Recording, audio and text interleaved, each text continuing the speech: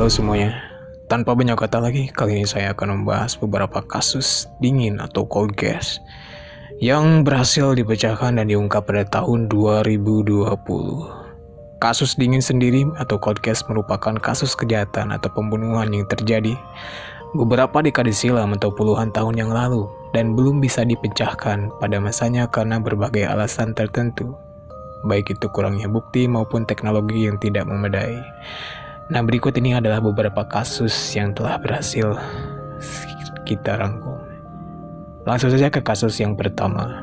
Ada kasus pembunuhan Helen Pruszynski. Helen Pruszynski lahir pada 6 April 1958. Ia merupakan seorang pelajar senior di sekolah wanita Norton, Massachusetts. Pada usia 21, ia kemudian magang sebagai jurnalis di stasiun radio Denver, Colorado, atau yang lebih dikenal dengan KHOW AM. Ia baru saja pindah ke rumah tantenya di Englewood pada Januari 1980. 2 minggu pertama, semuanya tampak baik-baik saja bagi Helen. Bahkan berdasarkan pengakuan temannya, dia bekerja sangat baik dan sempurna. Helen sering menaiki bus ketika pulang dan pergi ke radio Denver. Dia bahkan tidak pernah terlambat untuk pulang ke rumah di Englewood, yaitu rumah tantenya. Hal inilah yang membuat tantenya khawatir ketika hari itu pada tanggal 16 Januari 1980 malam sekitar pukul 11, Helen tidak juga pulang ke rumah bibinya. Dan akhirnya bibinya menelepon Departemen Kepolisian lokal dan berharap mereka dapat membantu menemukan Helen. Keluarga Helen berharap cemas serta berdoa agar dia pulang dengan selamat. Tetapi malam-malam berlalu tanpa tanda-tanda dari Helen. Beberapa hari setelahnya, seorang pejalan kaki melaporkan ke polisi bahwa ia menemukan seorang jasad perempuan di tanah kosong sekitar 20 menit dari utara Englewood atau kediaman bibinya. Polisi kemudian mengkonfirmasi bahwa jasad perempuan tersebut adalah Helen Pruszynski, 21 tahun. Hasil autopsi menjelaskan bahwa Helen telah meninggal karena 9 tusukan di punggung dan menyebabkan paru-parunya mengalami kerusakan. Tangannya diikat dan dia ditemukan tanpa pakaian, dengan beberapa luka lainnya yang dikonfirmasi sebagai bekas pemerkosaan yang keji. Detektif lokal mencari kemungkinan yang mengarah ke identitas pembunuh Helen, namun tidak ada informasi yang reliable atau saksi sedikit pun. Pada akhirnya polisi tidak dapat memastikan siapa suspek atau tersangka yang membunuh Helen. Tanpa tersangka atau kesaksian, kasus Helen pun lama-kelamaan menjadi cold case. Namun, investigator tidak pernah berhenti untuk menyelidikinya dan berkali-kali menginvestigasi suspek. Pada tahun 1998, para profiler berusaha mengkonfirmasi DNA pembunuh atau suspek dan gagal karena tidak ada yang cocok dengan data di Federal Criminal Database atau FCD. Pada 2017, detektif kembali memeriksa kasus ini lagi, kali ini menggunakan teknologi genetika atau genealogis yang lebih canggih dan mutakhir untuk mencari DNA publik yang telah ditemukan pada 1980 di tubuh Helen. Kerjasama antara polisi, investigator, dan juga UDC, sebuah perusahaan spesialis di bidang forensik genealogi. Investigator akhirnya mengidentifikasi kemungkinan kerabat DNA suspek atau tersangka. Setelah mengantongi izin dari kerabat-kerabat tersangka, detektif berbulan-bulan mencari keluarga atau kerabat yang telah dikerucutkan secara genealogis.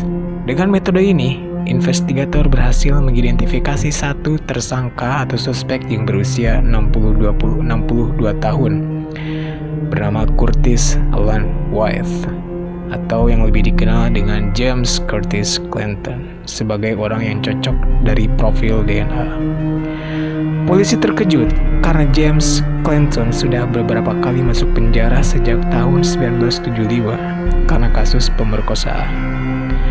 Pada tahun 1920, tahun di mana Helen dibunuh, Clinton tinggal di daerah Englewood atas bantuan temannya. Kemudian pada November 2019, detektif telah melakukan tracking kepada Clinton di kota Lake Butler, Florida. Dengan bekas segelas bir yang Clinton minum di bar, polisi berhasil mengambil DNA Clinton. DNA tersebut cocok dengan profil yang dibuat investigator. Kemudian pada 4 Desember 2019, polisi menangkap Clinton dengan tuduhan penculikan, pemerkosaan, dan pembunuhan terhadap beberapa orang gadis, termasuk Helen Sprustinsky. Akhirnya dia disidang. Kemudian di bawah hukum Colorado pada Februari 2020, Clinton dijatuhi hukuman minimal lebih dari 20 tahun penjara. Hal ini pun membuat keluarga Helen bisa lebih tenang. Setidaknya setelah 40 tahun kematian Helen, mereka akhirnya bisa mengetahui siapa yang membunuh Helen.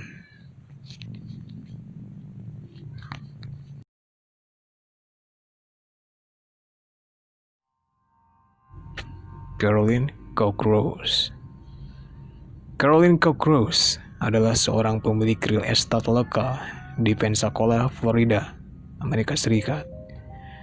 Ia berusia 47 tahun, pemilik Escambia County resident, seorang pebisnis terhormat dari Florida, sekaligus wakil presiden dari perusahaan Better Homes Realty. Ia adalah seorang ibu, saudara, dan bibi. Caroline mempunyai tanggung jawab yang besar dalam kehidupan keluarga dan kehidupan profesionalnya sebagai pebisnis. Sherry Mulholland, keponakan Caroline, menggambarkan Caroline sebagai seorang perempuan yang kuat, tangguh, dan seorang independen yang sikapnya lembut dan penyayang. Caroline pun sangat dihormati oleh semua orang yang mengenalnya. Hal inilah yang membuat rekan kerja Caroline, keluarga, serta anggota komunitas Escambia County sangat terpukul atas kejadian yang menimpa Caroline pada 7 April 1978. Hari itu Jumat sekitar pukul 9 pagi, Caroline pergi dari kantornya dan memberitahu asistennya bahwa dia ada meeting dengan seorang pembeli properti di Contment, sebuah kota yang berjarak 25 menit perjalanan dari Pensacola. Ini adalah properti real estate miliknya yang berharga sekitar $65.000 pada tahun 70-an atau sekitar $200.000 untuk saat ini. Rumah ini terletak lebih jauh dari keramaian dibanding residen lain miliknya, dan ini pun lebih jauh dari jalan utama. Meeting seperti ini bagi Caroline biasanya hanya berlangsung beberapa jam. Namun kali ini Caroline pergi cukup lama dari biasanya. Dua asisten Caroline mulai khawatir dan cemas karena dia tidak kunjung juga ke kantor. Jam 3 sore, sekitar 6 jam sejak kepergian Caroline dari kantor, asisten Caroline memutuskan untuk pergi menyusulnya ke propertinya di Contment. Ketika dua asistennya tiba di jalan 2668, dia melihat Chevrolet 77 milik Caroline masih terparkir di depan rumah. Mereka yakin ada sesuatu yang tidak beres dengan Caroline. Akhirnya mereka memasuki rumah tersebut dan berharap Caroline baik-baik saja. Namun, tak ada seorang pun yang siap dengan kejadian naas tersebut. Tubuh Caroline yang sudah tidak bernyawa tergeletak di lantai tengah ruangan. Tangan dan kakinya terikat oleh kain dari pakaian blus yang ia kenakan sebelumnya. Pakaian dalam serta bra terikat sangat kuat di lehernya, dan hal itulah yang menyebabkan Caroline meninggal. Polisi mengkonfirmasi bahwa Caroline adalah korban pemerkosaan dan pembunuhan. Ketika polisi menyelidiki setiap kemungkinan yang mengarahkan pada tersangka, semuanya sia-sia karena minimnya saksi dan bukti. Seperti kasus Helen Sprustinsky, polisi berhasil menemukan DNA tersangka pada saat kejadian. Namun, teknologi forensik akhir 70-an masih tidak memungkinkan. 4 dekade kemudian, kepolisian lokal Escambia bekerja sama dengan perusahaan forensik genealogi untuk menguak kasus ini lagi. Setelah melakukan penyelidikan kembali, detektif akhirnya menemukan sesuatu yang penting, yaitu DNA yang ditemukan 4 dekade silam, kemudian cocok dengan seorang yang bernama Julius William Hill Jr. Dia menjadi tersangka utama atas pembunuhan Caroline. Sayangnya, Hill telah meninggal di penjara California pada tahun 2007 selama menjalani masa tahanan 30 tahun karena perampokan bank.